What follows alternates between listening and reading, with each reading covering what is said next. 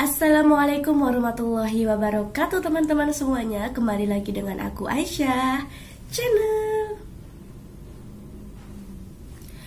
Yuk teman-teman semuanya, di video kali ini masih dengan judul konten laba-laba alias belajar bareng. Jadi sebelum kita mulai, jangan lupa yang belum subscribe dulu, tekan tombol like dan juga komen dan juga share ke seluruh sosial media kalian. Selamat menyaksikan dan jangan di skip ya guys.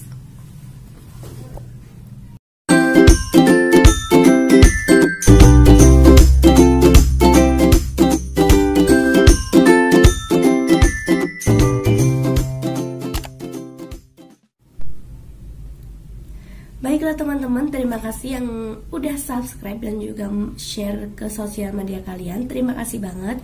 Untuk yang belum subscribe, semoga setelah nonton ini terketuk hatinya untuk mensubscribe. Amin amin ya robbal alamin. Nah teman-teman semuanya, jadi di video kali ini masih dalam konten laba-laba alias belajar bareng. Dan di sini akan mengangkat tema ridhollah fi ridho walidain alias ridho Allah terletak ridho kedua orang tua kita. Oke, udah siap teman-teman semuanya untuk belajar bareng? Kalau udah siap, nontonnya jangan di skip ya guys.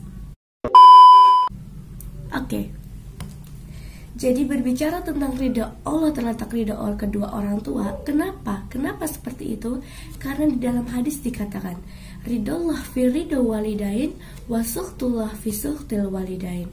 Ridho Allah terletak ridho kedua orang tua kita, murka Allah terletak kepada murka orang tua kita. Seperti itu teman-teman. Jadi udah jelas banget bahwasanya untuk meraih ridho Allah itu tergantung ridho kedua orang tua kita. Seperti itu teman-teman. Nah, di sini aku ini mau ngasih materi yang dimana itu tuh singkat, padat dan juga jelas untuk kita semuanya teman-teman. Mantap ya. Jadi di dalam judul ridhollah fi ridho walidain ini alias ridho Allah terletak ridho kedua orang tua, aku akan memberikan 3M nih teman-teman. Apa kira-kira 3M itu? Makanya yang belum subscribe, di subscribe dulu ya teman-teman. Nah jadi 3M di sini itu yang pertama itu menghargai. Wah, menghargai gimana nih maksudnya? Ya iyalah harus menghargai, kan orang tua. Nah iya bener banget teman-teman. Jadi kita itu harus menghargai orang tua kita teman-teman. Jangan seenaknya sendiri. Kalau misalkan kita disuruh entah beli bawang, entah disuruh bersihin rumah, kita harus segera melaksanakannya, bukannya kita menunda-nunda. Kenapa saya bilang seperti itu? Karena saya pernah merasakannya. Merasakan apa? Merasakan dimana di saat orang tua kita nyuruh kemana ya, misalkan ke warung atau bersih-bersih, saya itu menunda-nunda, cuma jawab iya, tapi nggak dilaksanakan segera. Dan apa yang dihasilkan? Orang tua kita tuh bakal apa? Nyeramain kita guys, iya nggak? Jadi seperti itu. Kenapa kita harus disuruh terus langsung laksanain gitu kan? Ya itu tadi, kita itu semata-mata untuk mencari ridho orang tua sehingga Allah pun ridho. Kenapa kita mau mencari ridho Allah? Karena dengan adanya ridho orang tua dan juga ridho Allah, dalam berbagai macam hal itu kalian bisa dilancarkan karena udah mendapat ridho dari orang tua dan juga ridho dari Allah Subhanahu wa taala. Dalam mencari rezeki misalnya, kalian bisa lancar ya, udah kayak tol Cipali yang lancar banget teman-teman. Dan terus dalam hal apa ya?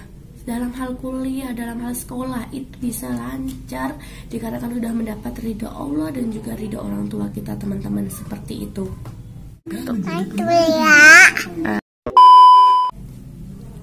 Nah, karena tadi kita yang pertama itu M-nya itu adalah menghargai.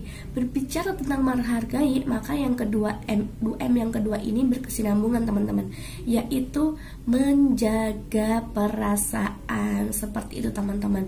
Bukan menjaga perasaan pasangan kita ya. Jadi di sini tuh konteksnya orang tua teman-teman, khususnya ibu kita. Kenapa saya bilang M yang kedua ini menjaga perasaan? Karena hati ibu itu benar-benar lembut ya. Apalagi ibu aku ya. Aku contohin ibu aku tuh perasaannya lembut banget, hatinya lembut banget. Jadi kayak kalau ngomong tuh harus hati-hati gitu, tanpa kita sadari yang maksud kita mungkin biasa aja ngomongnya, tapi belum tentu di hati ibu itu biasa aja. Seperti itu teman-teman. Kenapa aku bilang kita harus menjaga perasaan? Karena seperti yang saya bilang di M yang pertama, itu menurut pengalaman saya. Jadi seperti ini teman-teman, dulu itu pernah aku pernah masak sayur. Nah, masak sayur itu umi aku itu ngerasain kan. Nah, terus umi aku bilang, ini tadi nggak pakai daun salam ya gitu kan. Nah, terus aku tuh lagi nyuci piring posisinya tuh. Pas lagi nyuci piring, aduh ini kok gelap sih. Nah, pas aku nyuci piring, terus abis itu aku bilang gini, pasti gituin kan, ya udah taruh daun salam sendiri aja gitu. Dan itu tuh bener-bener aku pakai nada datar, nggak tinggi dan nggak kayak emosi, enggak. Dan umi aku tuh langsung baper dan akhirnya langsung nangis teman-teman. Terus ngediamin aku seperti itu. Jadi aku langsung kayak, ya Allah, tanpa aku sadari yang maksud aku tuh kayak mau ngomong biasa aja, tapi ternyata itu membuat hati umi aku tuh sakit gitu kan. Jadi dari situ ngambil kesimpulan bahwasanya emang kita tuh harus berhati-hati dalam berucap kepada orang tua. Karena tanpa kita sadari juga teman-teman, bisa jadi dengan kita salah pengucapan dan orang tua kita, khususnya ibu kita itu sakit hati. Karena ibu kita tuh sebenarnya paling sabar ya, orang tua kita tuh sabar, tapi mereka kan juga manusia. Nah, nauzubillah ya, tapi bisa jadi kan tanpa mereka sadari juga mereka mengucap kata-kata yang bisa jadi doa untuk kita juga teman-teman. Jadi jadi emang benar-benar kita tuh harus hati-hati, karena takutnya emang ibu kita karena udah gedek banget kan sama kita, terus habis itu doain yang emang kurang baik ya, tapi nauzubillah, dan sehingga Allah pun ridho, maka terjadilah yang tidak mungkin seperti itu teman-teman. Mantul. Jadi jelas banget ya teman-teman. Yang M yang kedua ini adalah menjaga lisan atau perkataan. Nah, M yang ketiga nih, M yang ketiga kira-kira apa nih teman-teman? Nah, makanya yang belum subscribe jangan lupa subscribe ya teman-teman. Jadi M yang ketiga ini adalah membuatnya selalu bahagia teman-teman. Kenapa aku di sini bilang M-nya itu membuatnya selalu bahagia? Karena apa? Dalam hadis dikatakan al-jannatu tahta aqdamil ummahat. Surga itu di bawah telapak kaki ibu teman-teman. Jadi ketika kita sudah membahagiakan orang tua, khususnya ibu kita hatinya senang, terus berdoanya juga yang baik-baik tentunya, dan otomatis juga insya Allah diijabah gitu teman-teman.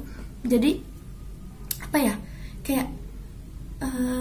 juga baiknya juga berbalik ke kita juga kan teman-teman. Jadi makanya kita harus membuat orang tua kita ini selalu bahagia, jangan malah sedih gara-gara kita ya teman-teman. Karena doa orang tua ini bener-bener mantul banget teman-teman. Karena aku sendiri tuh udah kayak ngerasain gitu. Jadi misal contoh aja ya nih ya. Jadi pernah ada dulu itu cowok yang mau serius sama aku, udah otomatis aku bilang dong kalau misalkan memang serius berarti berani dong ngomong ke umi aku. Nah, akhirnya dia nelpon, terus umi aku juga kayak seneng banget gitu kan, ada yang serius. Dan akhirnya umi aku kan setuju, tapi nunggu aku kuliahnya kelar.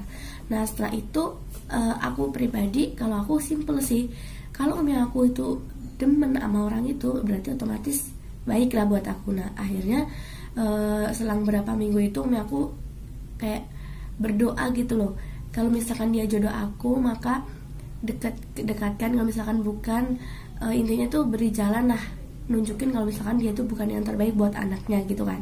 Nah, selang berapa hari dari doa umi aku itu, aku cerita ke umi tentang orang itu.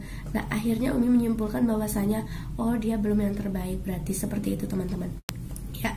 Jadi benar-benar ngaruh banget ya orang tua itu teman-teman, khususnya ibu kita. Jadi kita tuh yang pertama itu harus menghargainya atau menghormatinya, yang kedua kita harus menjaga lisan kita, dan yang terakhir itu M yang ketiga adalah membuatnya selalu bahagia. Seperti itu teman-teman. Jadi udah jelas banget ya teman-teman, ridho Allah itu terletak ridho kedua orang tua kita. Jadi kita harus benar-benar berbakti kepada kedua orang tua kita, jangan membuat mereka sedih, dan juga jangan membuat Dia murka sehingga Allah pun juga murka kepada kita.